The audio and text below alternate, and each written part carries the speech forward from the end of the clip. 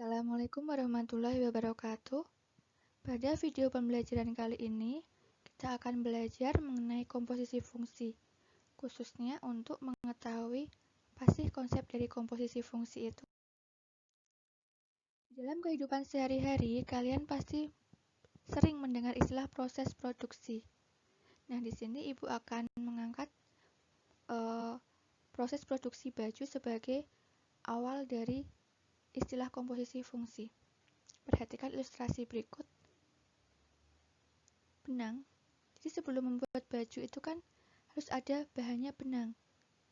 Nah, benang melalui proses pemintalan akan berubah menjadi kain. Dari kain ini dijahit, baru nanti akan menjadi baju. Jadi untuk membuat baju itu kan dimulai dari benang yang dipintal menjadi kain, kemudian dijahit menjadi baju. Lalu apa hubungannya dengan komposisi fungsi? Nanti akan Ibu sajikan dalam diagram panah. Oke, silakan kalian perhatikan. Misalkan, benang itu sebagai himpunan A, anggotanya X ya. Kain sebagai himpunan B, anggotanya adalah Fx, dan baju sebagai himpunan C. Pemintalan itu sesuai dengan fungsi F, dimisalkan sebagai fungsi F. Jadi, dari A ke B, dari benang ke kain itu kan dipintal. Benang bisa berubah menjadi kain jika dipintal. Artinya A ke B dihubungkan dengan fungsi F. A itu adalah anggotanya adalah X, dihubungkan dengan fungsi F, hasilnya adalah Fx. Kemudian, menjahit itu adalah fungsi G. Dari kain menjadi baju kan perlu dijahit. Berarti dari himpunan B ke himpunan C dipetakan menggunakan fungsi G. Nah, anggota B tadi adalah Fx. Dipetakan menggunakan fungsi G, berarti hasil akhirnya adalah Gfx. Nah, sekarang kalau dari A ke C, A itu asalnya adalah X, hasilnya adalah Gfx. Gfx ini kan dia diperoleh dari menggabungkan dua fungsi, yaitu fungsi F dan fungsi G.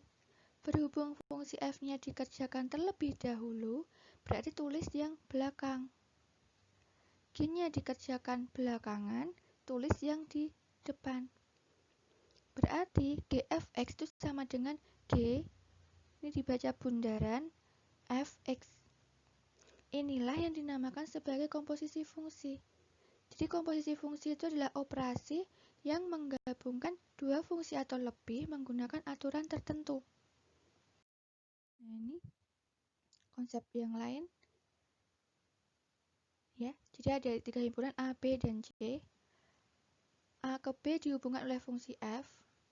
Anggota A adalah X.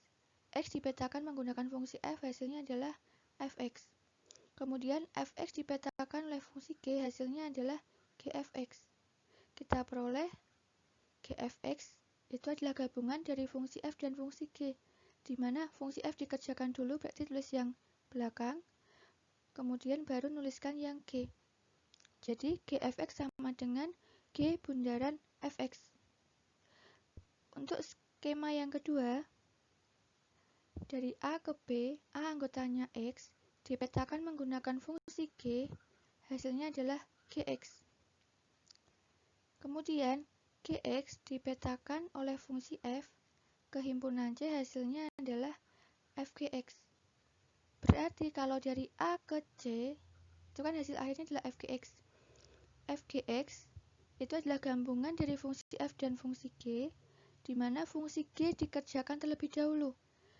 G dulu berarti G-nya dituliskan yang paling belakang. Baru kemudian di depannya tuliskan yang F. Jadi Fgx sama dengan F bundaran Gx.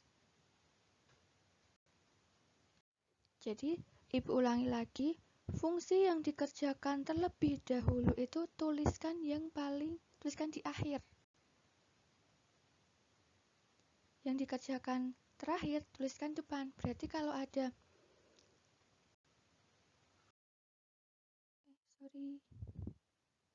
ada gini ya, Kalau ada F bundaran G bundaran H, itu artinya hanya dikerjakan terlebih dahulu, baru mengerjakan G, baru yang terakhir adalah mengerjakan F. Pokoknya fungsi yang dituliskan di belakang itu artinya adalah fungsi yang dikerjakan pertama kali. Gitu. Oke. Nah sekarang kita lanjut untuk konsep selanjutnya. Adakah syarat khusus dua fungsi bisa dikomposisikan? Jadi apakah setiap dua fungsi itu bisa dikomposisikan? Nah, kita cari syarat-syaratnya. Ini Ibu kasih dua kasus. Kasus yang pertama ada fungsi F. Fungsi F itu pemetaan 1 ke A, 2 ke B, 3 ke B. Kemudian ada fungsi G. G itu pemetaan dari A ke B, B ke S, C ke T, D ke S. Nah, di sini perhatikan, kalau misalkan kita ingin mencari G bundaran F. Nih. G bundaran F hasilnya seperti itu. Benar enggak ini? Oke, kita cek ya. G bundaran F itu kan artinya F-nya kita gambarkan terlebih dahulu, kita kerjakan dulu. F-nya adalah ini F-nya. F-nya 1 ke A. Kemudian kita kerjakan G-nya. G-nya A ke P. Berarti kan kita teruskan 1 ke A. Ternyata dari G A-nya ke P. Berarti hasil akhirnya adalah 1 ke P. Kemudian F-nya yang kedua 2 ke B. Di G-nya B-nya ke S. Berarti ini kita teruskan. Berarti 2 gabungan akhirnya dengan S.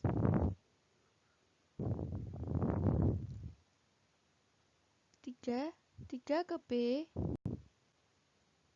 G-nya B-nya juga ke S, berarti ini 3 pasangannya juga dengan S.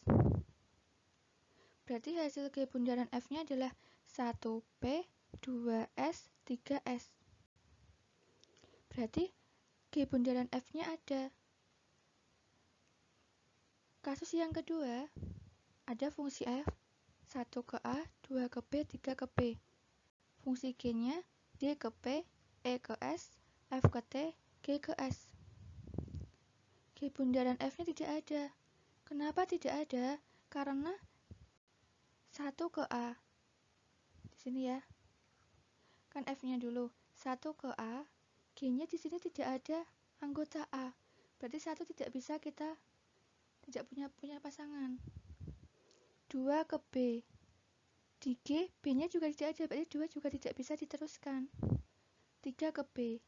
Di daerah asal G di sini tidak ada B, berarti 3 juga tidak punya pasangan untuk diteruskan. Berarti G bundaran F-nya tidak ada. Nah, dari sini kan kita ada syarat khusus di mana dua fungsi bisa dikomposisikan, artinya daerah yang di sini, daerah ini itu kan merupakan daerah RF, daerah hasil dari F.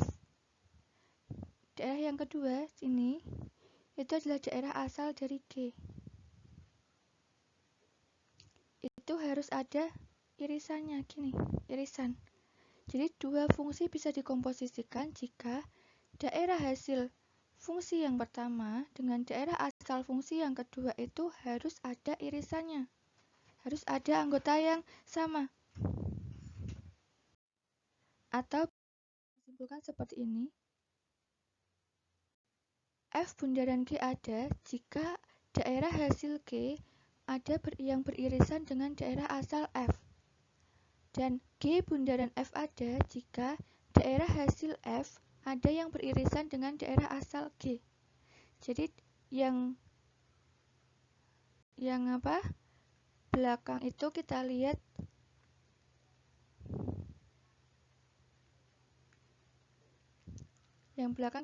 daerah hasil, yang depan kita lihat daerah asalnya. Oke, demikian untuk konsep dari komposisi fungsi.